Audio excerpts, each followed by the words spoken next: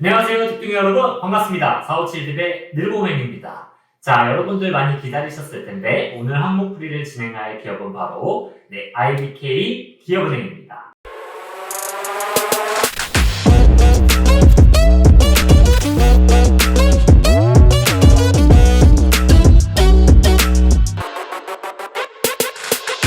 Wow.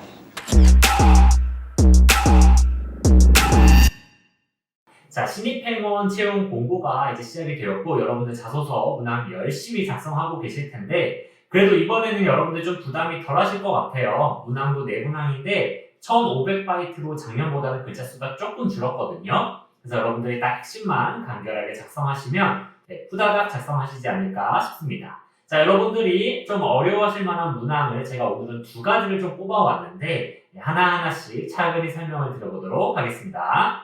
자, 첫 번째 문항입니다. 자, IBK 기업은행에 지원한 동기를 구체적으로 설명을 하고 20년 후 어떤 모습의 은행원이 되어 있을지 기술을 해주세요 라고 하면서 여러분들의 갑자기 눈이 좀 휘둥그레질 만한 키워드가 하나 보입니다. 20년 후 딱 보이시죠? 자, 여기서 먼저 한번 이 문항의 출제자의 의도를 파악을 해볼 텐데 자, 묻고 있는 건 3가지인데요, 여러분들. 저는 이 문항을 좀 심플하게 접근하셨으면 좋겠어요. 그냥 여러분들 이 문항 쉽게 얘기하면요.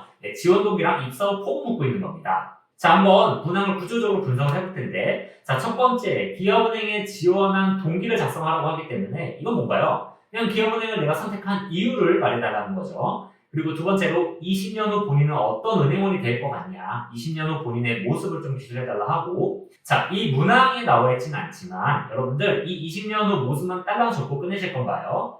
아니죠. 이런 20년 후의 모습을 본인이 달성하기 위해서는 IBK 기업은행에 입행해서 어떤 계획과 어떤 노력을 실천하실 것인지로 보여주셔야겠죠. 그래서 이 문항에서는 지원 동기, 20년 후 본인의 모습, 그리고 그걸 이루기 위한 본인의 노력, 계획까지 묻고 있다라고 생각해 주시면 될 것 같습니다. 자, 여기서 제가 조금 주의를 드리고 싶은 게 있는데요. 자, 이 20년 후라는 단어에 좀 꽂히시는 분들이 있을까봐 좀 염려스럽습니다.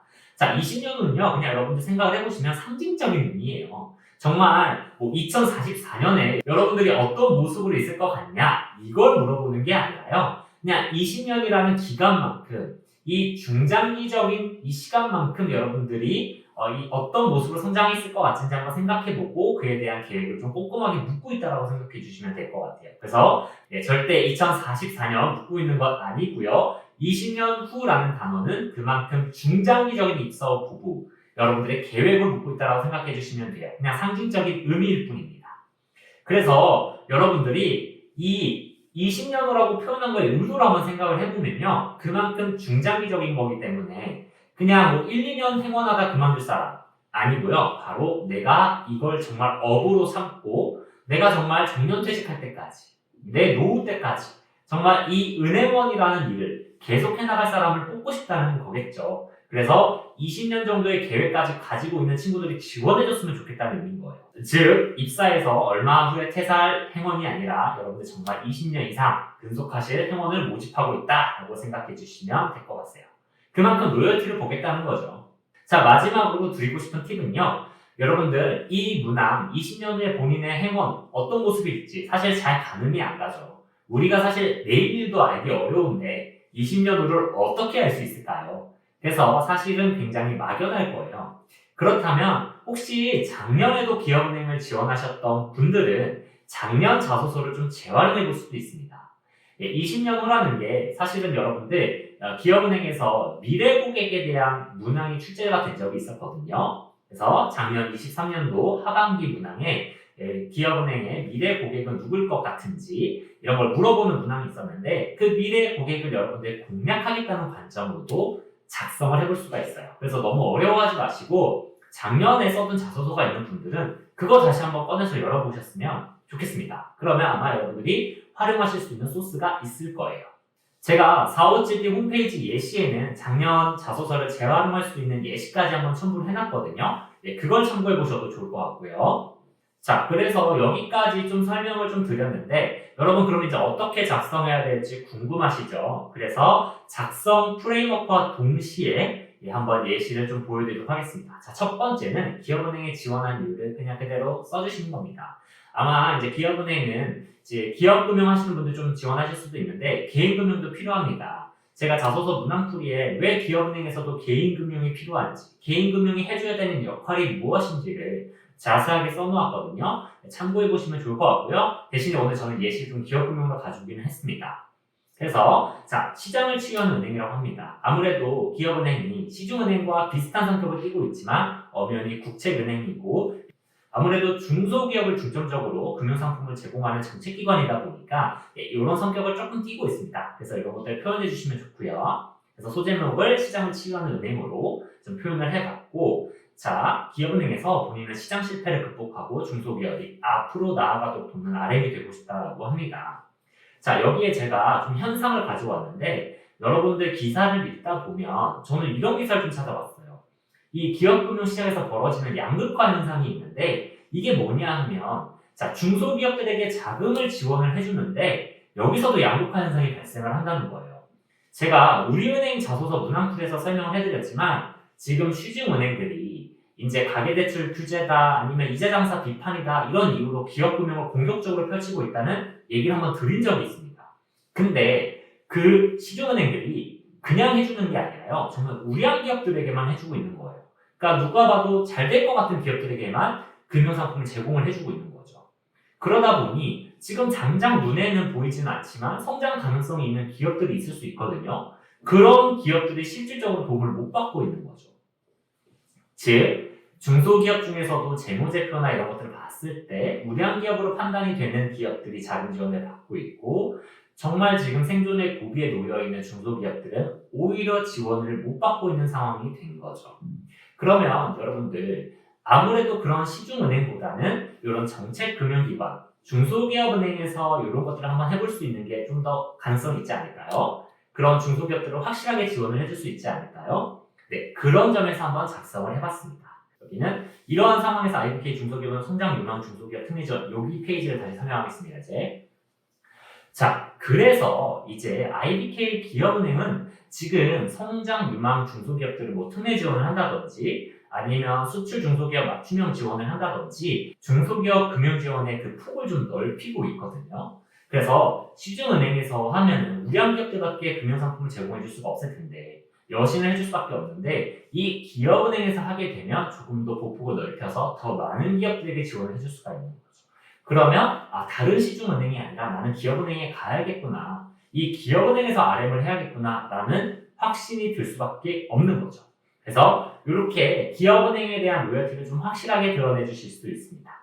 자, 여러분들이 고민하셨던 이제 20년 후를 저희가 좀 한번 작성을 해봤는데 자, 그래서 20년 후에 좀 사실은 중장기적인 미래이고 눈에 보이지 않는 미래잖아요. 그렇기 때문에 20년 후에 난 딱 이런 행운이 되겠다라고 구체적으로 작성하기 좀 어렵습니다. 하지만 여러분들의 언어나 표현을 담아서 최대한 구체적으로 표현해 주시면 좋은데 저는 담보가 아닌 가치를 볼 수 있는 RM이 되겠다라고 표현을 해봤습니다. 그래서 우량 기업으로 자금이 쏠리는 현상을 막고 혁신 기업에 대한 여신 제공을 위해서는 기업의 미래 가치를 평가할 수 있는 안목이 있어야 되기 때문입니다. 이 기업의 미래 가치를 본다는 건 굉장히 심오한 일이에요, 여러분들. 왜냐하면 자, 여러분들 중소기업 여신을 할 때는 정말 그냥 재무제표만 보고 해주기가 어렵습니다. 재무제표가 정말 없는 기업도 있고 아니면 되게 허술하게 작성이 되어 있어서 이걸 보고 뭔가 평가하기가 굉장히 어려운 경우가 많아요. 네, 그래서 이 기업은행 직원들이 정말 실사를 나가기도 하고요. 그런 눈에 보이지 않는 비재무적인 요소를 판단하기 위해서 이제 그 경영자님이랑 좀 대화를 하기도 하고 그다음에 그 안에 회사 현황이 어떤지 방문해 보기도 하고요.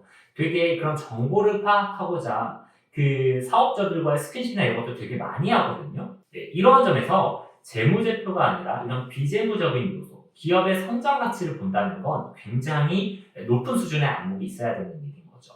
그래서 단기간이 아니라 20년 후에 여러분들의 모습으로 충분히 기술해 볼 수 있는 소재이기도 하고요. 그래서 이런 식으로 작성을 해서 여러분들 20년 후 본인의 모습 그리고 이걸 이루기 위한 계획까지 작성을 해볼 수가 있습니다.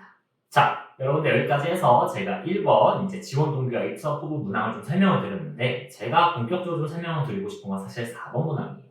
이것도 좀 어려우실 것 같긴 한데 사실 뭐 문항만 보면 이제 최근 이슈 중 한 가지 선택해서 본인만의 견해를 기술하고 이거를 뭐 해결 관리하기 위한 미팅 후 계획을 말해봐라 라는 것 같습니다.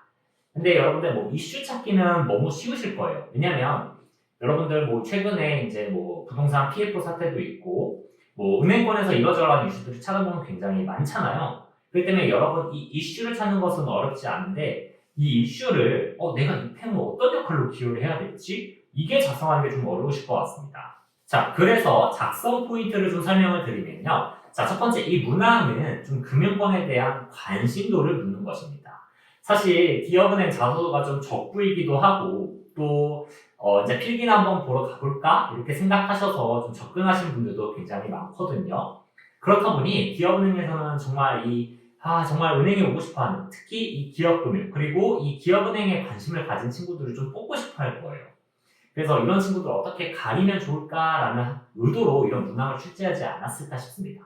왜냐하면 여러분들이 이제 금융권에 관심을 가진 만큼 사실 이 시기에 정말 이슈가 뭔지를 잘 말씀하실 수가 있긴 하거든요.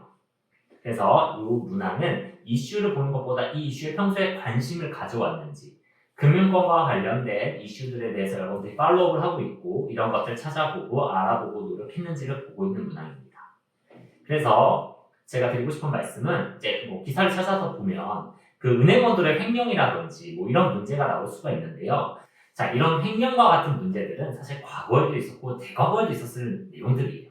그렇기 때문에 횡령 및 내부 통제에 관련된 이슈보다는 정말 지금 상황에서 정말 문제가 되고 있고 대두가 되고 있는 상황들을 이슈로 언급해 주시는 게 좋습니다. 그리고 두 번째로 그냥 그 현상만 쭉 설명하고 전 이 펜으로 이렇게 하겠습니다라고 작성하시는 분들이 있는데 그게 중요한 게 아니라 이 문항에서는 본인만의 견해가 기술이 되어야 돼요. 지금 뭐냐면 이 사태를, 이 문제를 나는 어떤 시각으로 어떻게 바라보고 있냐를 꼭 한 문장이라도 기술을 해주셔야 됩니다. 이게 누락이 되면 아마 평가에서 굉장히 큰 감점이 있지 않을까 싶어요. 왜냐하면 문항에서 아예 묻고 있거든요. 본인만의 견해를 기술해달라고요. 그래서 그냥 시사 이슈를 신문에서 쭉 풀어가지고 그냥 그대로 쭉 넣고 끝내는 분들이 있는데 그게 아니라 여러분들이 이 시사 이슈를 어떻게 바라보고 있는지 한 문장 넣으셔야 됩니다. 그리고 마지막으로 이태무 뭐 관리계에 물어보고 있는데 이거 너무 거창하게 접근하실 필요가 없어요. 왜냐하면 여러분들이 무슨 자본시장을 통제하실 수 있는 분들도 아니고 뭐 정책기관이나 정책금융기관에서 정책을 만드시는 분들도 아니잖아요. 정책금융기관인 기업은행에서 고객님께 금융상품을 제공해드리는 행원이지 여러분들이 정책과 제도를 만든다거나 아니면 그런 자본시장을 통제할 수 있는 권력을 가지신 분들이 아니에요. 그렇기 때문에 거창하게 접근하시면 여러분들이랑 얘기하실 수 있는 게 별로 없어요. 그래서 조금 접근을 마이너하게 해보셨으면 좋겠습니다. 어떻게 하냐면요. 여러분들이 은행에서 고객님을 상대하는 상황에서 아니면 영업점 내에서 근무하는 행운으로서 실천하고 해볼 수 있는 것들을 언급해 주시는 거예요. 한번 예시 보면서 설명을 드려볼게요. 자, 먼저 그러면 예시를 좀 보여드릴 텐데 첫 번째 제가 가져온 건 ELS 상품에 대한 사태를 좀 가져왔습니다. 그래서 최근에 이제 홍콩 H지수와 연기해서 ELS 상품을 판매했는데 이 지수가 너무 하락을 하다 보니까 대규모 원금 손실 사태가 발생을 하게 된 거죠. 그래서 이런 사태가 발생하다 보니 이제 고객들이 피해를 좀 보게 됐는데 이게 이제 어떤 문제가 있냐면 이게 불완전 판매가 아니냐 뭐 은행에서 이거 원금 보장된다라는 식으로 표현해서 팔지 않았느냐 그리고 나에게 원금 손실에 대한 가능성을 언급해줬냐라는 이런 문제들이 좀 계속 언급이 되고 있어요. 그래서 이 책임 소재가 어디 있냐에 대한 것들이 지금 이슈로 대두되고 있는데 그래서 앞에서는 지금 이 만기도래 이슈에 대한 내용들을 간략히 언급을 해주고 있습니다.